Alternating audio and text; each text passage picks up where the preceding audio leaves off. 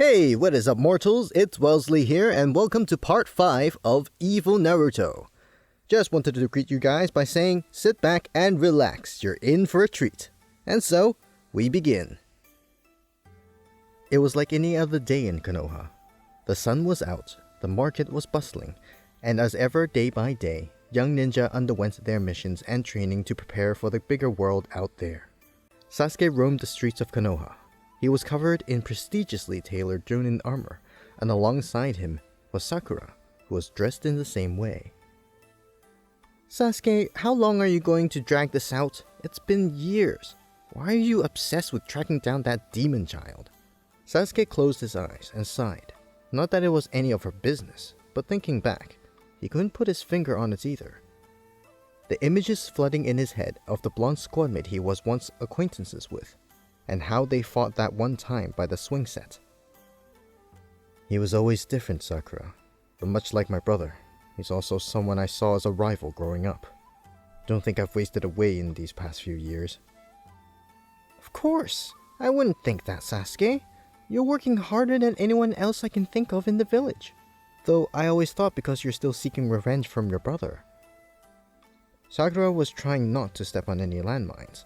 She knew better than anyone else that going into such a topic would irritate him. That's enough, Sakura. Regardless of the case, no one saw him like how I did. He's much like me in many regards, just a kid who's a lost cause and someone who knows loss.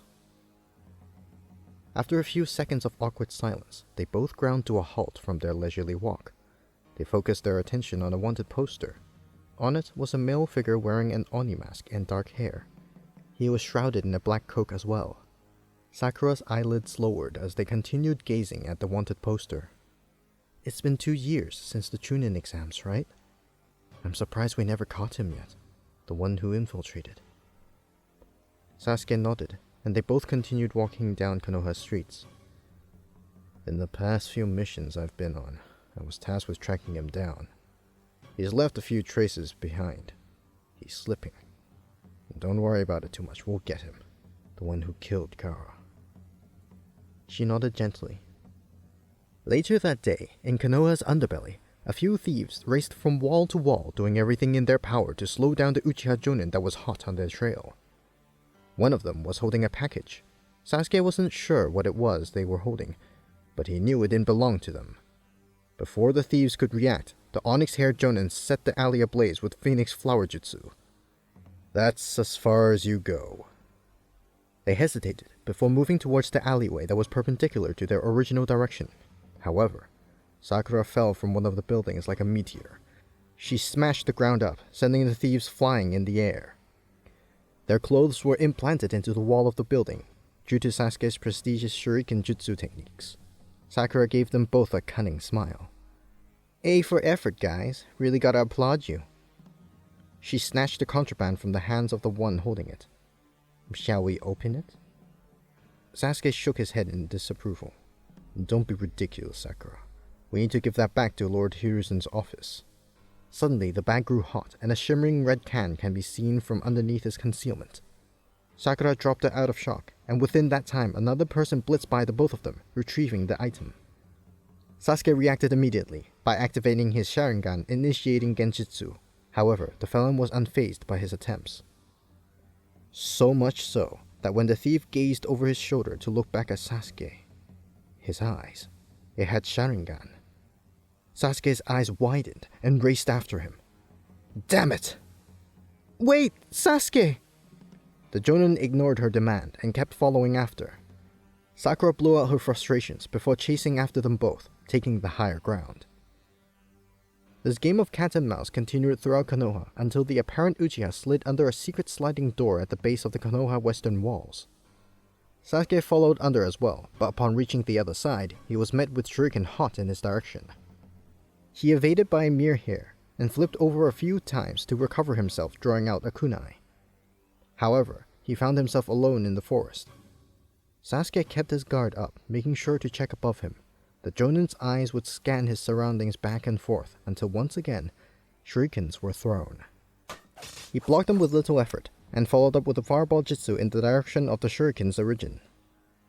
Nothing followed after. "Quit hiding already. I have a date later tonight and I can't miss it." Soon after, the same thief darted out from a few bushes right at Sasuke. Both of them had their kunai ready, but all of a sudden, the thief swept back and forth, side to side, until the illusion of multiple of him were present. An after-image clone? All of the mirages would all attempt to take a slice out of Sasuke, but he moved even faster, using irregular blocking methods with his kunai. He then extracted his tanto from his hip hilt, and dual-wielded the thief's attack masterfully. Amid all the attacks, it was a bit too late for Sasuke to realize that each attack was followed up with super thin wires, and his skin was already getting sliced up by each wire.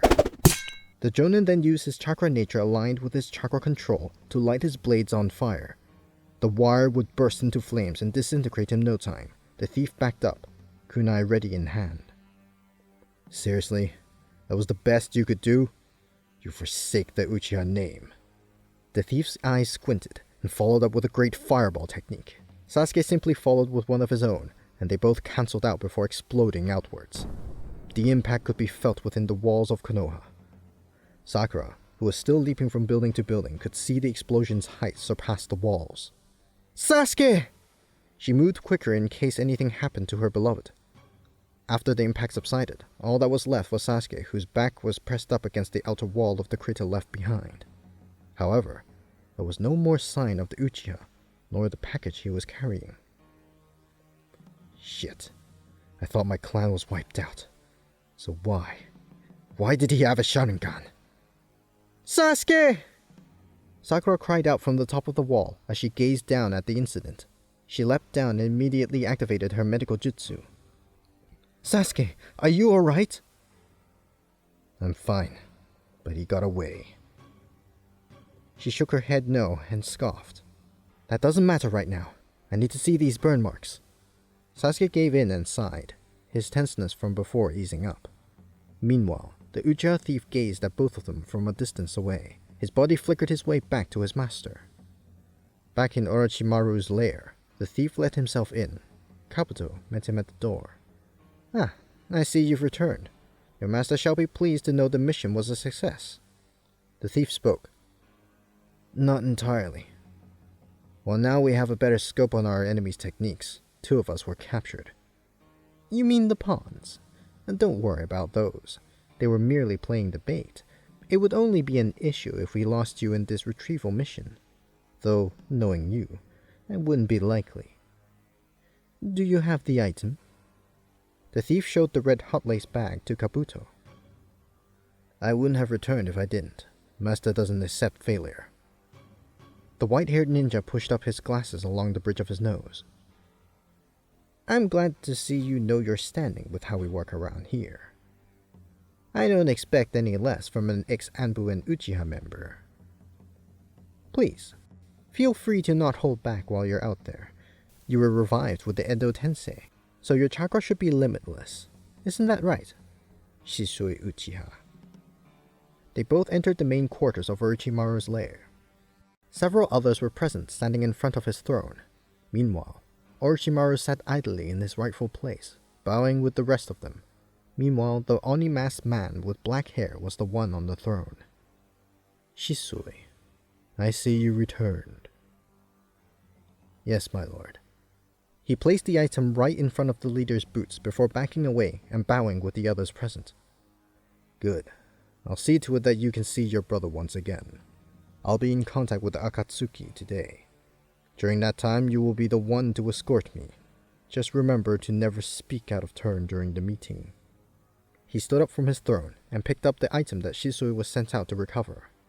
The eyes of the Oni-masked man squinted with desire and accomplishment. "Finally, after all this time, I finally have my hands on it." He unraveled the bag, and the explosive tags laced around the true item inside fell to the floor. Without even moving, each one was sliced in half by his chakra nature. None of them activated. What was in his hands was a kunai with a tag on it.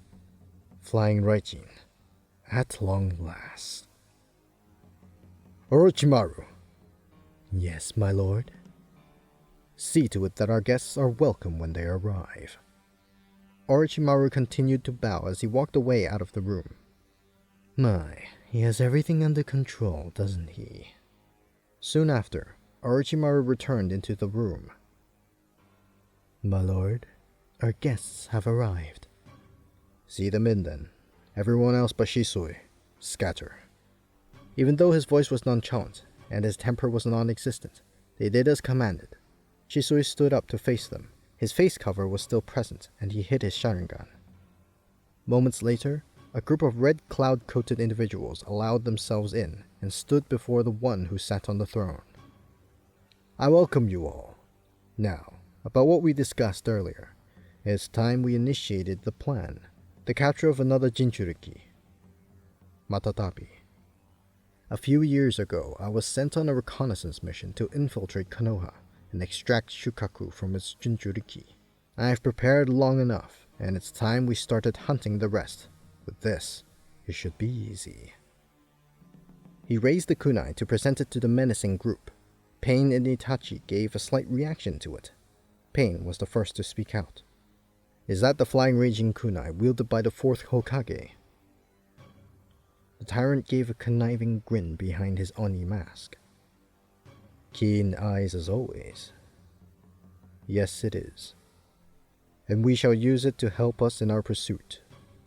Haydn spoke out. He was never fond of meetings, nor was he fond of the masked man. That's nice and all, but let's not all forget here that you're on our hit list too. You're also a Jinchuriki. What was your name again, Before he even finished the name, he found himself face first in a crater facing the floor. Meanwhile, the black-haired man had his palm against Hidan's back. Even Pain's expression shifted a bit. He couldn't keep up with the speed of the flying raging. You dare speak out of turn before me? Even if you are of the Russian religion, I won't hesitate to give you a slow and agonizing death. What followed after was an intense silence and eerie atmosphere. It was, however, broken by Obito, making light of the situation. Now, come on. We're all friends here, right? Let's not start fights, you hear me, Hidan? You'll get us in trouble. Naruto took a sigh before standing up straight before the rest of them. Apologies, but I don't like it when my old name is spoken. My name is Menma now. And you'll do well by remembering it. We'll see you all a week from now in the Cloud Village. You may leave. Lord, if I may speak, how do you know the names of the tailed beasts? Enough questions. Leave. Hidan picked himself up and brushed the rubble off his cloak and bowed. All of them faced the exit and were on their way, though Itachi gazed back at the boy whose face was covered. They all left, and Menma made his way back to the throne. He closed his eyes and re-entered the Kyuubi dreamscape. Long time no see. The cage that once bound the fox was completely gone. Kurama was free from his shackles, though he didn't rampage his way to Naruto. Good. Seems I still have you tamed. I must applaud you, though. The first time you fought for your freedom was a valiant attempt. I managed to learn all of your names from that fight. I'll make sure to never forget them, Kurama. The fox smiled. He's approved of Naruto's growth and is willing to work alongside him, even if it meant recapturing his brothers and sisters. Everything was about to flow into motion. Thank you all for indulging yourselves in the story thus far. Hope you enjoyed it. Now there are a few more things that I'd like to go over before the video ends. Firstly, we've got a primary channel called We the Celestials.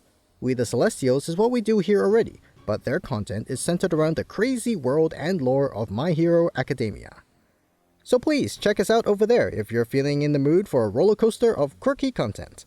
We also have another relative to our channel, Anime Deep Dive. Anime Deep Dive goes deep into the facts and lore of a wide variety of anime. It's sure to expand your weeb knowledge for all kinds of series guaranteed. I'd like to let you all know, on behalf of We the Celestials, I'd like to thank everyone involved in the production of today's awesome content. Their details will be in the description below. If you're perhaps interested in what we do here in We the Celestials, then I would like to extend out an invitation to join the team. The only caveat being we only accept members 16 and older to join our crew. You can find us on our Discord, which you can locate in the description below. Our Discord is an all-round fantastic place to be, whether you're a fan or looking to join our band of misfits. All you gotta do is hit up the recruitment server and sign up for whichever category of work that fulfills your interests. We're always looking for more members to join us. Well, that's it from us for today's video, so thank you all for watching and have a great day.